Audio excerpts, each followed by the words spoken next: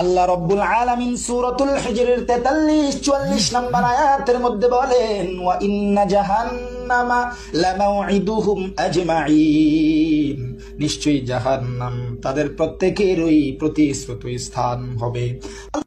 এ বন্ধু, হাফিজুরের দালালি ছাড়ো। আল্লাহ তাআলা এত নাজ নেয়ামত দান করছে, এত সুন্দর কণ্ঠ দান করছে, কারো দালালি করার জন্য না, একমাত্র জন্য বলি। কারো দালালি করার দরকার নাই, কারো সুর নকল করার দরকার নাই। আল্লাহ তোমার যে সুর দিছে ওই সুরটা নিয়ে সন্তুষ্ট থাকো।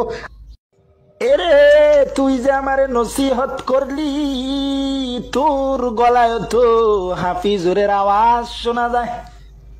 তুইও তো হাফিজুরের দালালি কইরা কইরা আরেকজন রে নসিহত দেস না, না আরেকজনের দালালি কইরা কইরা অন্য জন রে নসিহত দিস না। ভালো হয়ে